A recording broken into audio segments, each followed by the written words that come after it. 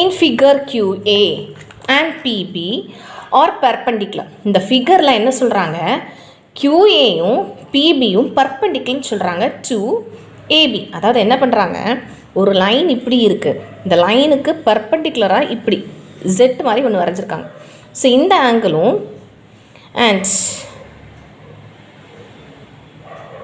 இப்படி இருக்குது. Okay, S, இந்த ஆங்கிள் என்ன சொல்கிறாங்க, 90 டிகிரின்னு சொல்கிறாங்க.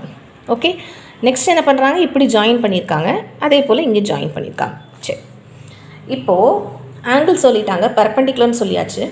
இஃப் OA வந்து கொடுத்துருக்காங்க, BO கொடுத்துருக்காங்க and PB 90 centimetre. Find AQ கேட்டிருக்காங்க. AQன்னு என்னது, இது.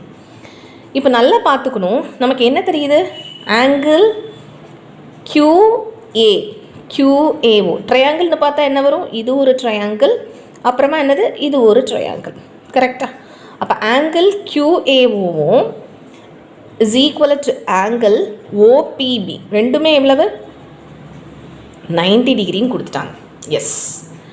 இப்போ அதே டைம் நம்ம என்ன பார்க்குறோம், ஒரு லைன் இப்படி இருக்குது, ஒரு லைன் இப்படி இருக்குது, இன்னொரு லைன் இப்படி பேரலாக வருது. கரெக்டாக? இப்படி வருது, கட் ஆகுது.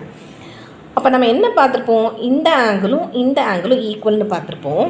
அதே டைம் இந்த ஆங்கிளும் ஈக்குவல்னு பார்த்துருப்போம். வெர்டிக்கலி ஆப்போசிட் ஆங்கிள்ஸுங்கிற கான்செப்டில் வரும். ஓகே, இப்போ அதே தானே இங்கே வந்திருக்கு, ஒரு லைன் இருக்குது, அதுக்கு இப்படி வரையும். அப்போ என்ன மீனிங், இந்த ஆங்கிளும் ஈக்குவல் தானே. கரெக்டாக? புரியுதா? இந்த ஆங்கிளும் ஈக்குவல் தானே. அப்போ நான் என்ன எழுதிக்கலாம், ஆங்கிள்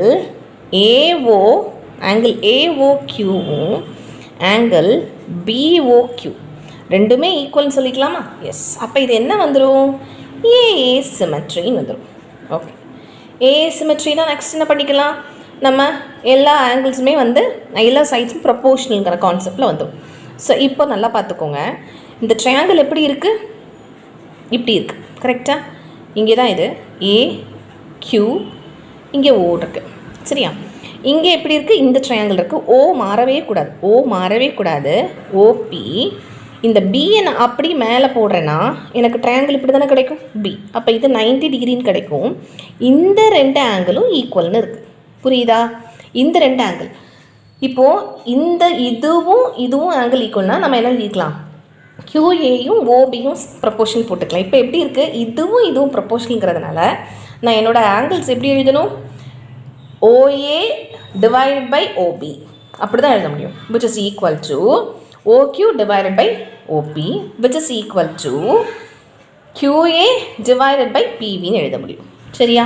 இப்போ ரெண்டுமே சிமிலர் ட்ரையாங்கிள், ரெண்டுமே என்ன இருக்குது, சிமிலர் ட்ரையாங்கிள். எப்படி எழுதிக்கலாம், therefore triangle this one is similar to triangle POPன்னு சொல்லிட்டு சிமிலர் போட்டாச்சு. ஓகே, இப்போ சிமிலர் போட்டாச்சுன்னா நம்ம என்ன பண்ணிக்கலாம், இது எழுதியாச்சு. அப்போ நான் என்ன எழுதிக்கலாம், AQ divided by எது வரும், இது வரும், PB is equivalent to இது வரும், QO divided by OP, which is equal to OA by OBன்னு வரும். சரியா? ஓகே, இப்போ நமக்கு என்னெல்லாம் கொஸ்டினில் கேட்டிருக்காங்க, AQ கேட்டிருக்காங்க, என்னெல்லாம் கொஸ்டினில் கொடுத்துருக்காங்க, OA கொடுத்துருக்காங்க, அப்போ